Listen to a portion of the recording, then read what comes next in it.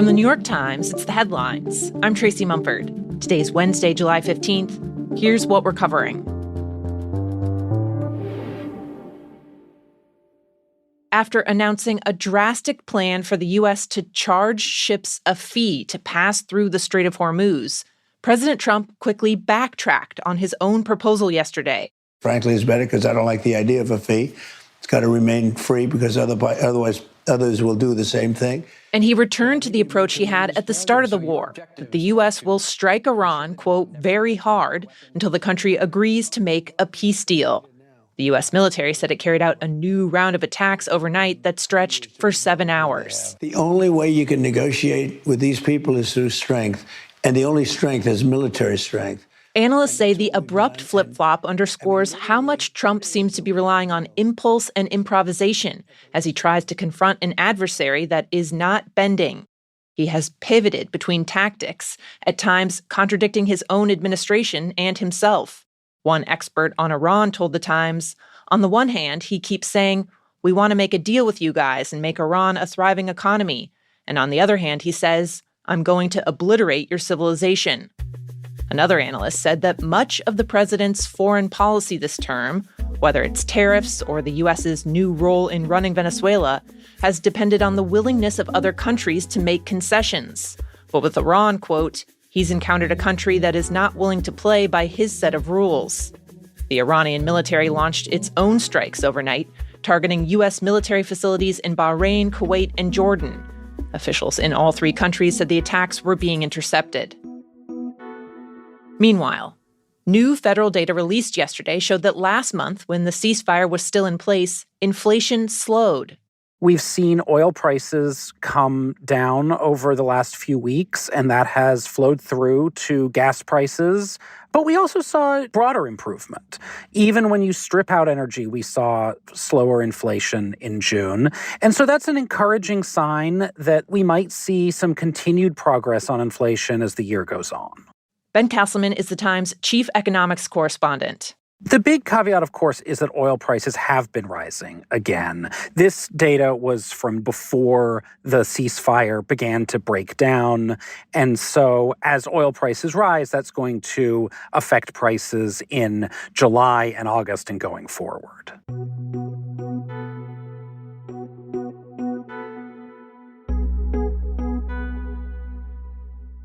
Now, a few other quick updates on the Trump administration, starting with the immigration crackdown.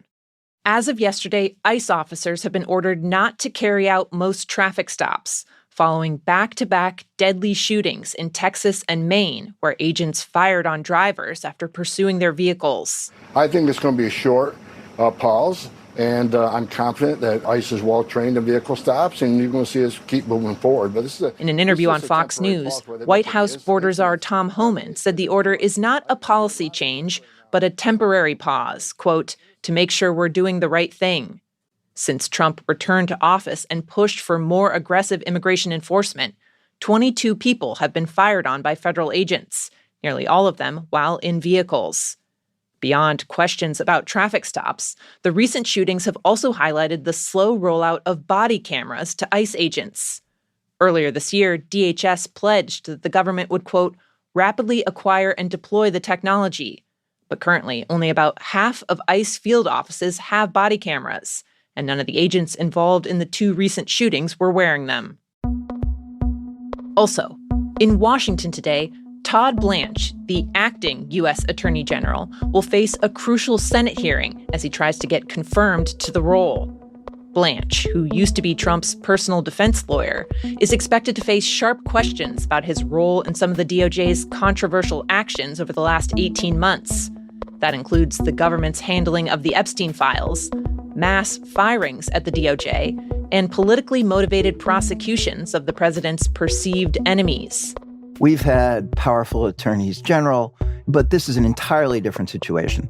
This view that Trump has of the Justice Department being an extension of his will and Blanche's essential acquiescence to that model are completely new in terms of the annals of the department. My colleague Glenn Thrush says today's hearing could be a big rebuke of how the White House has eroded the traditional independence of the DOJ. But it may also end up being largely symbolic because Blanche could continue to serve in an acting capacity, even if he doesn't get confirmed. Glenn has more on today's episode of The Daily. And last update. According to online court records, President Trump has paid the writer E. Jean Carroll $5.6 million, the amount with interest that a jury awarded her back in 2023 after it found Trump liable for sexually abusing her in a Manhattan department store in the 90s, then defaming her by calling her accusation a hoax and a lie. Trump had been trying to appeal the verdict, going all the way to the Supreme Court. But after the justices declined to review the case, a lower court judge ordered Trump to make the payment.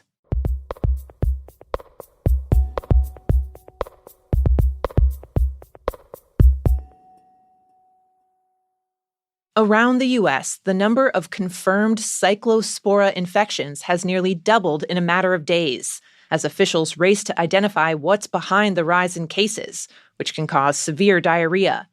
People have gotten sick from the parasite in more than 30 states. Michigan's been the hardest hit, with more than 3,000 reported cases, up from an average of just 40 to 50 in a typical year. Cyclospora infections often come from eating contaminated produce. But unlike many other foodborne illnesses, it can take weeks before you start feeling sick. That makes it harder to track for public health experts who have to interview people and try to get them to remember everything they've had to eat or drink over that period. Those tracing programs have also been severely underfunded. And last summer, the CDC quietly scaled back the country's most comprehensive system for tracking foodborne illness outbreaks. One expert in infectious diseases told The Times that as a result, the U.S. is probably missing a lot of cases. But, quote, "We will never know because we don't have the surveillance system in place to really look for it." In the past, Cyclospora outbreaks have been linked to fresh fruits and vegetables, including lettuce, raspberries, and other foods. And experts say rinsing produce before eating it can reduce your risk of getting sick.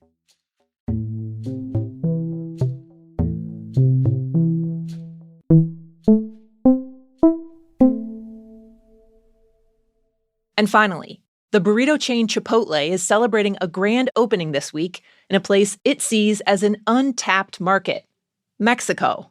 We believe Mexico is a really important milestone for our great brand, and we believe what we do and what we offer will really resonate with the Mexican community. The company's CEO has been talking up its south-of-the-border expansion. The first ever Chipotle in Mexico will open in Monterrey tomorrow, and it has plans for more. Now, there are plenty of valid questions about whether there's going to be a market in Mexico for an American spin on Mexican food. One restaurant industry analyst told The Times that Chipotle's burrito bowls could help them out there. The heaping, customizable bowls are the company's best-selling item in the U.S. and could bring a bit of novelty. The expert made a comparison between Chipotle's ambitions and how Starbucks in the late 90s expanded into Europe. Famous for its cafe culture, initially Europe was not seen as a market that needed another place to buy a cappuccino. And look at it now. But bringing Mexican-inspired food back to its roots could be a bit more fraught. Just ask Taco Bell. The chain opened locations in Mexico twice, in the 90s and then again in the early 2000s, but it did not catch on. Those are the headlines. I'm Tracy Mumford. We'll be back tomorrow.